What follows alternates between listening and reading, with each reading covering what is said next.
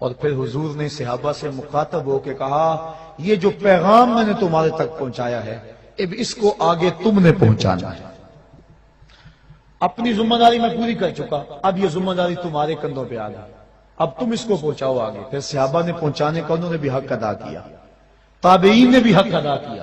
ایک مجاہد گھوڑے کی باغ پکڑے ہوئے اللہ کے دین کی دعوت دیتا ہوا بڑھ رہا ہے، حتیٰ کہ دلدل آ گئی، آگے پانی آ گیا تو اس نے گھوڑے کی باغ کو کھینچا اور آسمان کی طرف دیکھ کے کہا میرے مالک میرے تو جذبے جوان تھے، کیا کروں تیری زمین ہی ختم ہو گئی.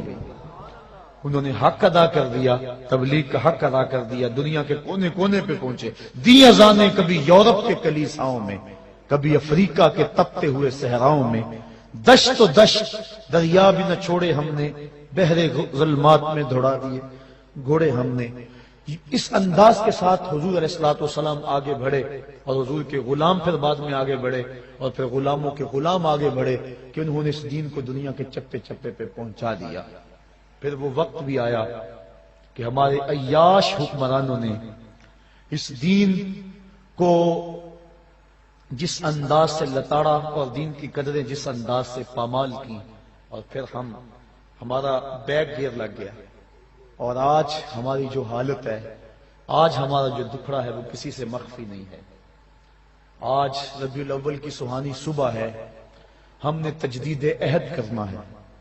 نبی علیہ السلام کے جو فرائض تھے وہ تو حضور نے ادا کر دیے، ہماری جو ذمہ داریاں ہیں اور حضور کے جو حقوق ہیں، ایک والدین کے حقوق ہیں، ایک شیخ کے حقوق ہیں، ایک استاد کے حق ہیں، ایک رسول اللہ کے حق ہیں. رسول اللہ کے حق کیا ہیں؟ کہ حضور علیہ الصلوۃ والسلام پر ایمان لایا جائے.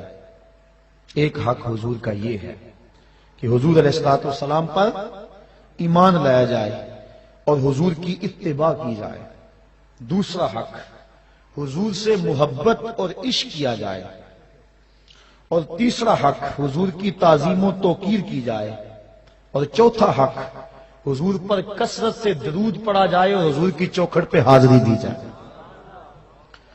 اب حضور پر ایمان لانا اور حضور کی اتباع کرنا، الحمدللہ ہم سب اہل ایمان ہیں، یہ اللہ کا شکر ہے. اتباع والا معاملہ کمزور ہے.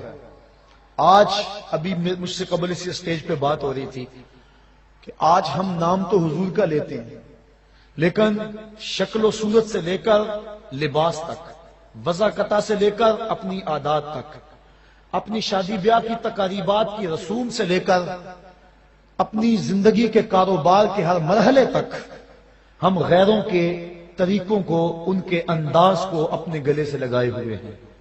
آج تجدید عہد کا دن ہے. میرے سامنے یہ جو ہزاروں لوگ موجود ہیں، میں کبھی کبھی تو ان حالات کو دیکھ کر مایوس ہو جاتا ہوں جو کچھ دنیا پہ ہو رہا ہے.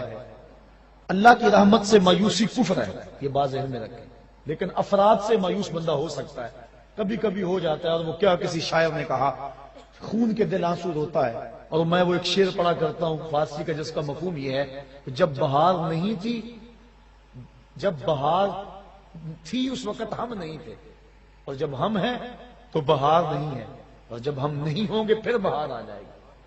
ہم جب سے ہوش سنبھالا ہے مسلم امہ اذیت سے گزر رہی ہے. اور کبھی کبھی یہ دکھڑا زبان پہ آ جاتا ہے، مرا اے کاش کے مادر نہ زادے، کاش کہ مجھے ماں جنم نہ دیتی. اور یہ دکھڑے، یہ مصیبتیں اپنی آنکھوں سے جو دیکھ رہے ہیں، سقوط کابل بھی ہم نے اپنی آنکھوں سے دیکھا اور سقوط بغداد بھی ہم نے اپنی آنکھوں سے دیکھا.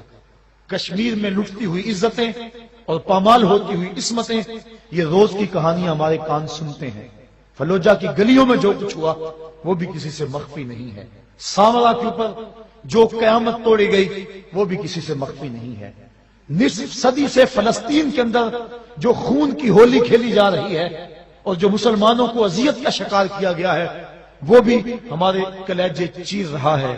تو انسان کئی دفعہ پریشان ہو جاتا ہے کہ میں کیا کروں، میں کر بھی کیا سکتا ہوں. مختصر سا قافلہ ہے میرے پاس، لاکھوں نہیں، ہزاروں نہیں، صرف سینکڑوں لوگ ہیں. لیکن پھر جب میں اپنے محبت کرنے والوں اور ان کی پگڑی کے ایک ایک تار میں وفاؤں کے بندھن دیکھتا ہوں تو میری مایوسی ختم ہو جاتی ہے. میں کہتا ہوں ہم کیوں یہ کہیں کہ مرا اے کاش کے مادر نزادے، ہم بے شک تھوڑے ہیں، میرے ملنے والے بے شک کم ہیں، لیکن ہیں با وفا، ہیں محبت والے، ان کی دستار کے ایک ایک پیچ میں محبتوں کی کہانیاں ہیں۔ اور میں کہتا ہوں ہم میدان میں آئیں گے، بحر و بر میں گونجیں گے، اور ہم تھوڑے بھی ہو کر ایک وقت آئے گا ظلم کی آنکھوں میں آنکھیں ڈال کے بات کریں گے، اور ایک وقت آئے گا کہ اس دین کی سربلندی کے لیے مصطفی فقیروں کا ایک کردار ہوگا۔ ہاں، مجھے اس بات کی بڑی امید ہے۔